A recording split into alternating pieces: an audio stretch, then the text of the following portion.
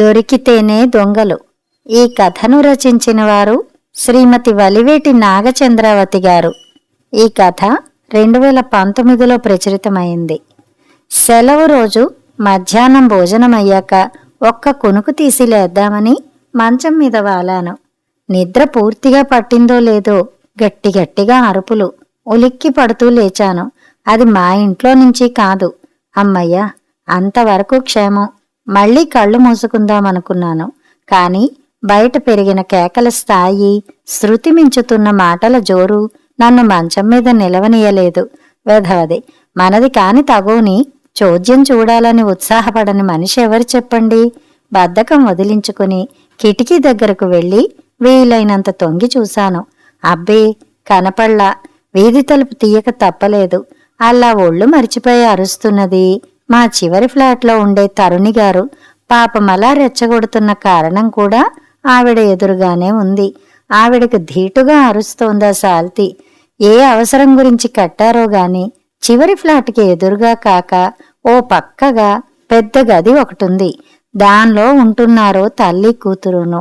18 సంవత్సరాలు ఉండవా పిల్లకి. అమ్మో, పూనకం పూనినట్లెలా అరుస్తోందో. 3 నెలలయింది మేమిక్కడ రెంట్కు చేరి.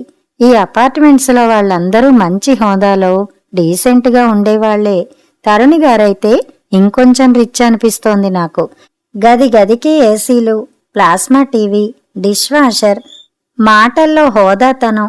అలాంటిది ఈరోజు మర్యాద కూడా మరిచిపోయి నలుగురు వినేలా ఇంత రూడ్గా మాట్లాడుతుందేమిటి చెప్పమా?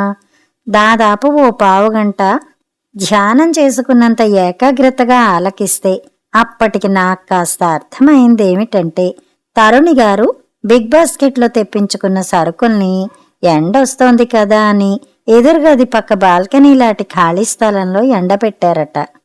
ఇందాక చూస్తే అన్నీ ఉన్నాయి గాని జీడిపప్పు ప్యాకెట్ ఒకటి, డ్రై ఫ్రూట్స్ ప్యాకెట్ ఒకటి మాత్రం గాయబ్. ఆ కక్కుర్తి పనిచేసిన దరిద్రగుట్టు వాళ్ళని కాకి మీద, పిల్లి మీద పెట్టి అందరూ వినేలా అంచక్కా నోరారా దీవించిందట తరుణిగారు.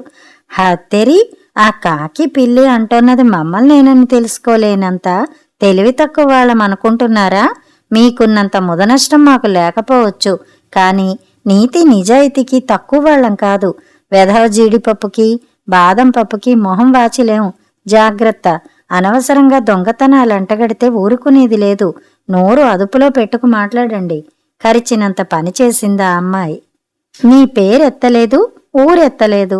నువ్వు కానప్పుడు ఎవ్వరికీ రాని పౌరుషం నీకెందుకొచ్చింది? నోరు మూసుకునుండు.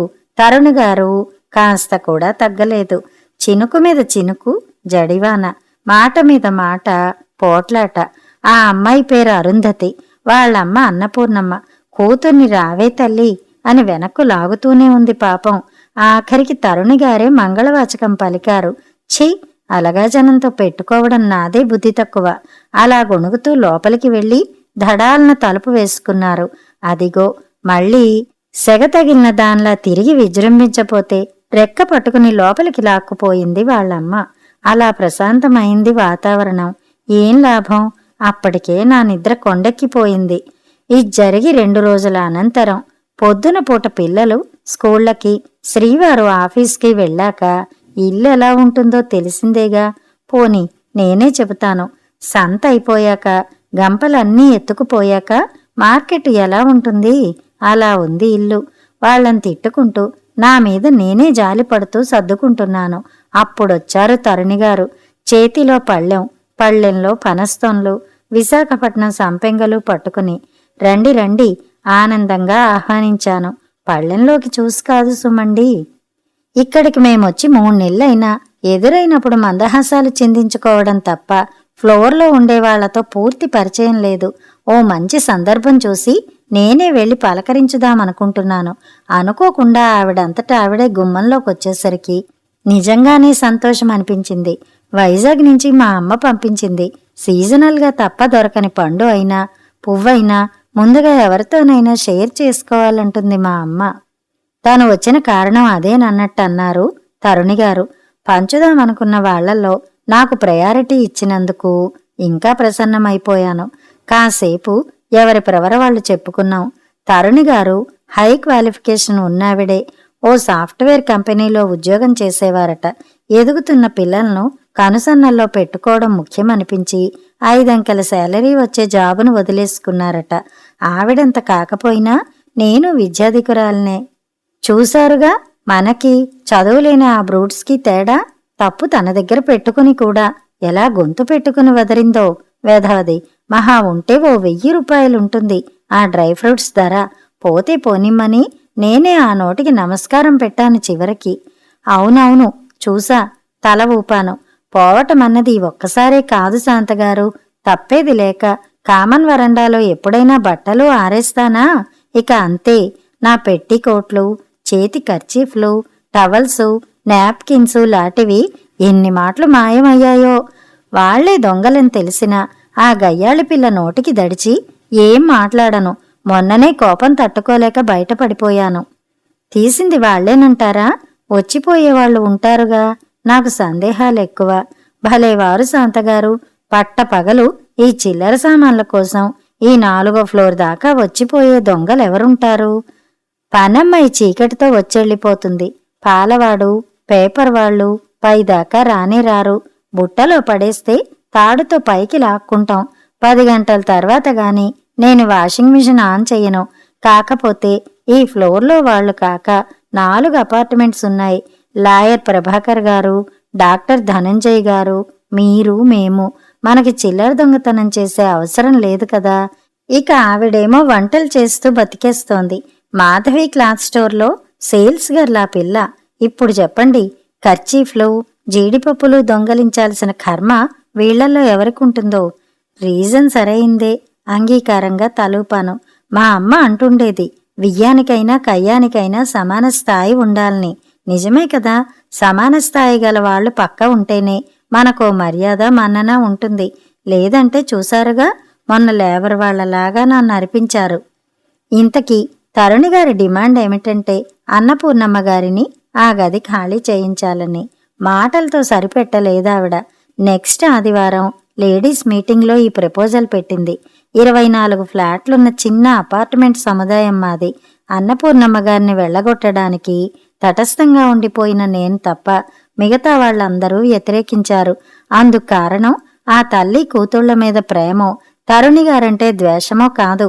అన్నపూర్ణమ్మగారు ఇక్కడ ఉండడంలో ఓ సదుపాయం ఉంది అందరికీ. ఎవరికి అవసరం వచ్చినా అడగ్గానే వచ్చి వంట చేసి పెట్టి వెడుతుందట. అప్పడాలు, వడియాలు, ఊరగాయలు లాంటి నిల్వ ఉండే ఆధరువులు కొద్దిగా ప్రతిఫలం తీసుకుని శుచిగా, శుభ్రంగా, రుచిగా తయారు చేస్తుందట.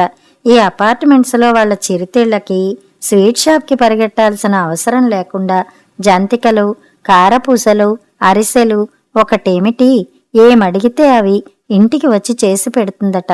ఆవిడేం చేసినా అమృతమే, చవగ్గా వచ్చేస్తాయి కూడా అన్నది 3వ ఫ్లోర్లో ఉండే వనజ.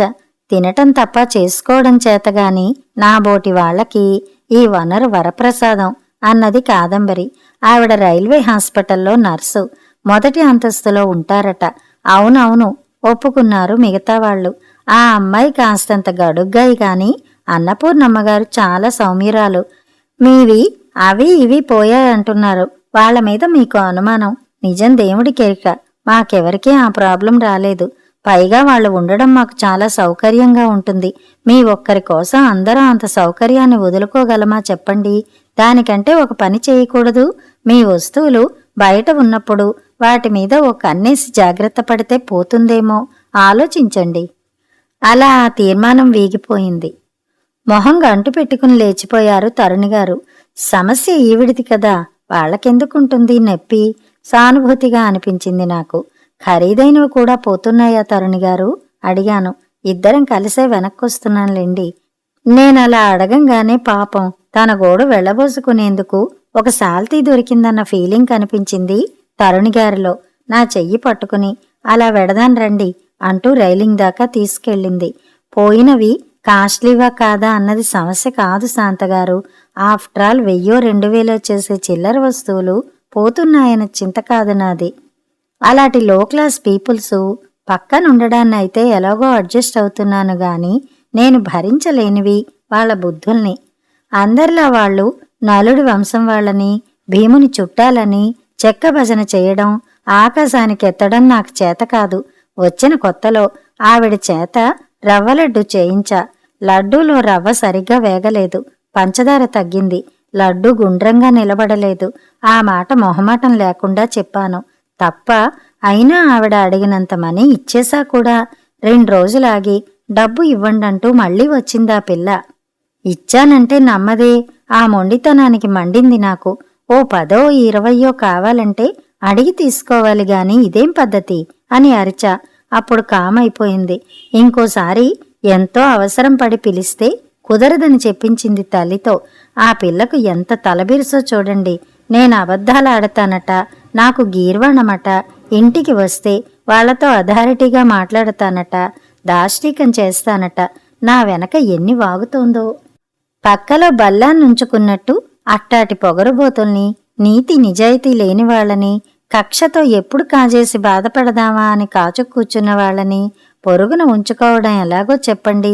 నా వరకు ఏ విషయంలోనైనా కరెక్ట్గా ఉంటాను. నా సరౌండింగ్లో ఉండేవాళ్లు కూడా అలా ఉండకపోతే తట్టుకోలేను.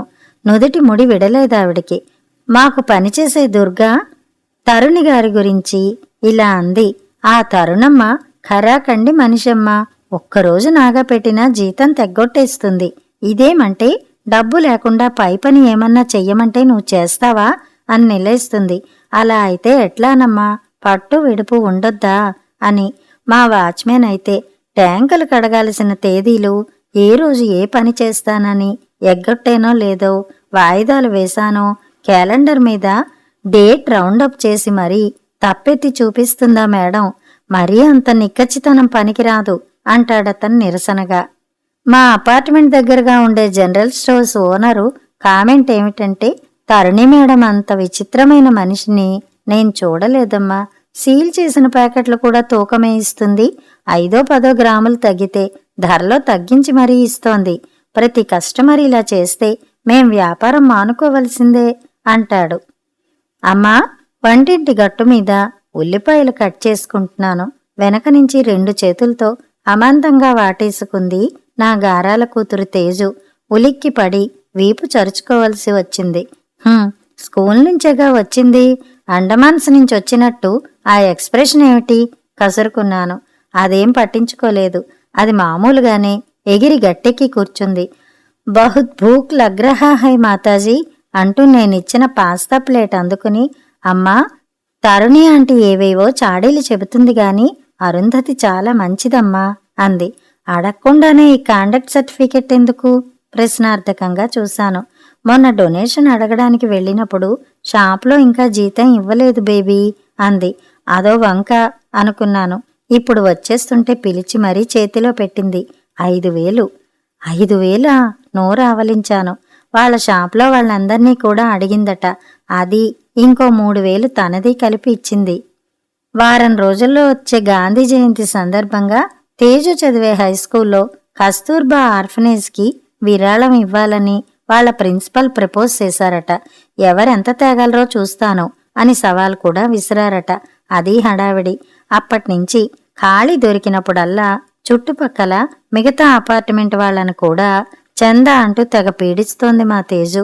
అది సరే, అంతో ఇంతో ఉన్నవాళ్లం. నేనే తెగించి 500 కన్నా ఎక్కువ ఇవ్వలేకపోయాను. అలాంటిది ఓ వంటలక్క కూతురు అంత ఉదారంగా 5,000 ఇచ్చేసిందా? అది దానగుణమా? అలా అనిపించుకోవాలని తాత. వాళ్ళ అమ్మగారు ఏమన్నారో తెలుసా? మా బోటి వాళ్లం వారధెలాగూ కట్టలేం, ఇది ఉడతా సాయం, అది కూడా నువ్వు మాకివ్వబట్టి. ఇందాక నువ్వన్నావే, ఆ థ్యాంక్స్ మేమే నీకు చెప్పాలి అంది. నువ్వేమన్నాను, చాలా మంచిగా అనిపించిందప్పుడు. ఆ తరుణిగారు ఉంది. చాలే, ఓసారి చెప్పావుగా మందలింపుగా వారించాను. దాని నిరసన నచ్చక. మా తేజు వసూళ్లు మొదలెట్టింది తరుణిగారితోనే. నేనీ చందాలను అస్సలు నమ్మను. చెప్పు, మొత్తం అంతా అసలు వాళ్లకు ముడుతుందా? ఊహూ, వచ్చిన దానిలో సగం మిమ్మల్ని పోగేసుకు రమ్మని వాళ్లే మింగేస్తారు. అందుకే ఎవరికన్నా సాయం చేయాలనుకున్నప్పుడు నేనే వెళ్ళి వాళ్ళకేమి కావాలో అడిగి కొనిపెట్టి వస్తాను అన్నదట. ఈవిడిచ్చే 100-200కి సాక్షి సంతకాలు, స్టాంప్ పేపర్లు, నోటరీలు కాబోలు రుసరుసలాడిందప్పుడే మా తేజు. నవ్వొచ్చింది, బాధ కూడా వేసింది. ఎదుటివాళ్ల అమాయకత్వాన్ని, అలసత్వాన్ని అలుసుగా తీసుకుని ఆడుకోవాలనుకునే వాళ్ల మోసాన్ని ఎదిరించాలనుకునే ఆవిడ గొప్ప వ్యక్తిత్వం ఈ పిల్లకాకికెలా అర్థమవుతుంది? నేను కష్టపడి బోధించి ఒప్పించకుండానే అమోఘమైన ఆమె వ్యక్తిత్వం మా తేజుకి తేట తెల్లంగా తేలిపోయింది. ఎలాగంటారా? ఇది నాది. వాచ్మెన్ చేతిలో నోటు లాక్కుంటూ ఉద్రేకంగా అరిచేస్తోంది నా కూతురు. ఆగాగు, ఏమిటా దుడుకుతనం? దగ్గరగా వెడుతూ కోప్పడ్డాను. ఇది చూడమ్మా, ఇది నాది కాదా? మొహానికి దగ్గరగా తెచ్చింది నోటుని. 2000 రూపాయల నోటది. పిచ్చా వెర్రా? నోటు మీద నీది నాది అని రాసి ఉంటుందా ఏ? కాని యథాలాపంగా దాన్ని చూసి నేను స్టన్నయ్యాను. అవును, ఆ నోటు తేజుదే. వారం రోజుల కిందట ఫీజు కందానికిచ్చిన పైకంలో ఈ నోటుంది. ఆ నోటు మీద తేజు పుట్టిన సంవత్సరం, నెల, తేదీ కలిసిన సీరియల్ నెంబరుంది. 2004-8-31. అది చూడగానే ఇది నాది, నేను దాచుకుంటా అంటూ తేజు దాన్ని చేతిలోకి తీసుకుందా వేళ హెచ్చరిస్తూ వెళ్ళిపోయింది. మరది హఠాత్తుగా వాచ్మెన్ చేతిలోకి ఎలా వెళ్ళింది? నాకెక్కడిదమ్మా, ఇప్పుడే తరుణమ్మగారు మెయింటెనెన్స్ కోసం ఇచ్చారు అన్నాడు వాచ్మెన్ అయోమయంగా. తరుణిగారి దగ్గరికెలా? ఆ తర్వాత స్కూలుకెళ్లే తొందరలో ఆ నోటుని నాకిచ్చి దీన్ని మార్చొద్దు సుమా అని వెళ్ళింది తేజు. బుర్రలో ఆలోచనలు సుళ్ళు తిరుగుతూ కరెంటు పుట్టించాయి. బల్బు వెలిగి కథంతా గుర్తుకొచ్చేసింది. ఆ రోజు నా చేతిలో ఉన్న నోటుని నా వాలెట్ ఎక్కడుందో చూసి తెచ్చివు, ఆఫీస్కి టైం అయింది అని మా వారు కంగారు పెట్టేసరికి లైబ్రరీ నుంచి తెచ్చిన విశ్వనాథ సత్యనారాయణ గారి 1000 పడగల పుస్తకం పక్కనే టేబుల్ మీదుంటే ఆదరా బాదరా ఆ పుస్తకం మధ్య పేజీలో ఆ నోటు పెట్టేసి వాలెట్ వేట పనిలో పడిపోయి దాని సంగతే మరిచిపోయాను. పుస్తకం అవును, తరుణిగారి ఇంటికొచ్చారా ఆ రోజే. అరే, విశ్వనాథ గారు రాసిన పుస్తకాలు చదువుతారా మీరు? వండర్ఫుల్, చాలా రోజుల క్రితం చదివానిది, ఇంకోసారి తిరగేస్తాను అంటూ తీసుకుని వెళ్ళింది. 2 రోజుల్లో తిరిగి తీసుకువచ్చి ఇచ్చేసింది కూడా. మరా నోటా? రుద్రాక్షపిల్లిగారు దాన్ని జాతీయం చేశారు. అల్లరిగా కొంచెం నవ్వుతో ఈ గడబిడేమిటా అడిగిపోదామని దగ్గరికొస్తున్న తరుణిగారి వంక గుంభనంగా చూస్తూ అంటోంది మా తేజు.